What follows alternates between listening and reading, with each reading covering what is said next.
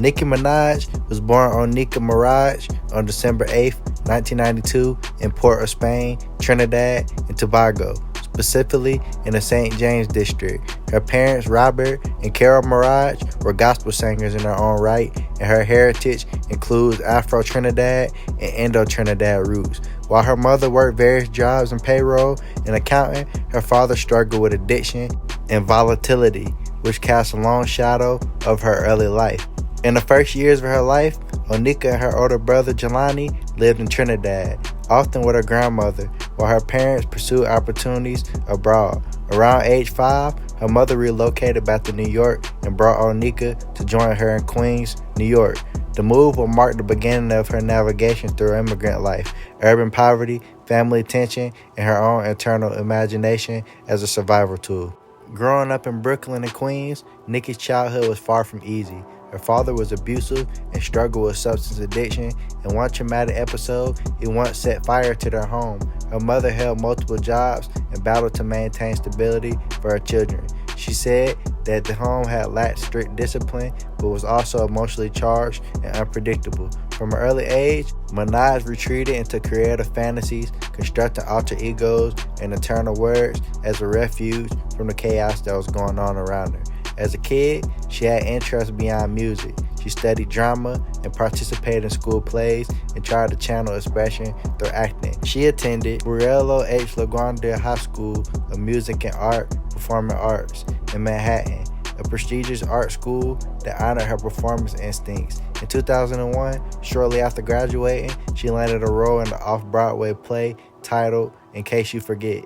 But the road to music prominence wasn't instantaneous. In her late teens and early 20s, Onika worked various jobs to support herself, perhaps most famously as a waitress at Red Lobster in the Bronx, among several locations. In the oft-recounted story, dissatisfied customers took her pen and didn't tip her. She chased them to their car, banged on the window, demanding her pen back.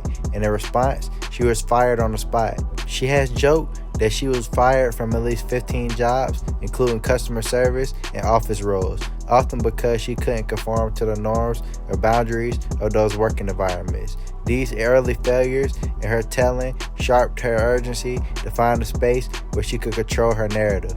Her rap ambitions began in earnest in the early 2000s. She performed with a New York hip-hop group called Hood Stars, which included Lou Star and 7 Up, and they recorded a track called Don't Mess With in 2004 for a WWE compilation.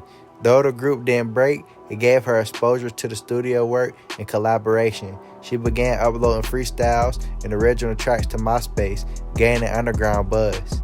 Her first mixtape, Playtime Is Over, dropped in July 2007 under Dirty Money Entertainment, featuring local artists and co-produced by her manager, Deborah Atney. She sold mixtape copies from her own car, hustling street to street, building a grassroots base. Playtime Is Over began to earn her attention beyond New York. In the late 2000s, there was speculation and negotiation about whether she should sign with Gucci Mane and his 1017 Brit Squad label. Her then manager, Deborah Atney, later said Nicki refused to sign there because she believed Gucci Mane was too volatile and that aligning with him might ultimately harm her career. Some sources claim Gucci was resentful towards her refusal, even disliking her for turning down a deal. Eventually, though, Minaj parted ways from Atney in the Atlanta circuit and gravitated towards Young Money, Cash Money, where Lil Wayne was a central figure.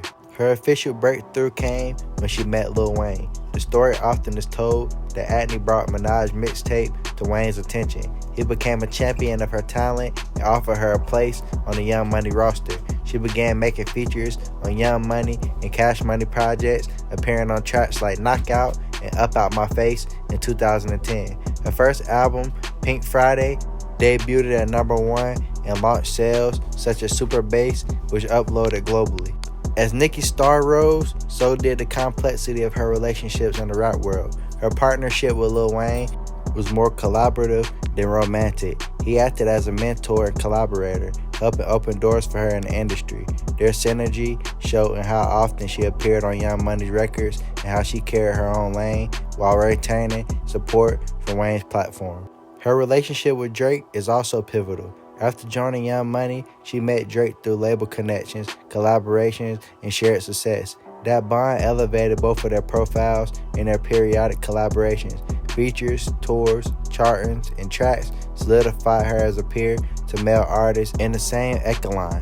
Over the years, Nicki has navigated controversies and feuds. Among the most public has been her conflict with Cardi B, which included diss tracks, social media jabs, and fan debates. Her critiques for marrying Kenneth Petty, a registered sex offender, backlash over various public statements, for example, vaccine skepticism, and more recently disputes with artists like SZA. In July 2025, she reignited tension with SZA after interpreting a subtweet as a dig. As of 2025, Nicki's position in music is complex. She still releases music. Her Pink Friday 2 project debuted at #1, making her the female rapper with the most U.S. #1 albums. She remains a cultural icon, generating headlines with her business moves, social media presence, and occasional public sparing. On a personal front, she is married to Kenneth Petty. They tied the knot in 2019, and they have one son together. Her marriage has drawn scrutiny and controversy, including civil suits, including Petty, and accusations around his past. In 2025, rumors surfaced that she and Petty may be headed towards divorce, though nothing definite has been confirmed publicly.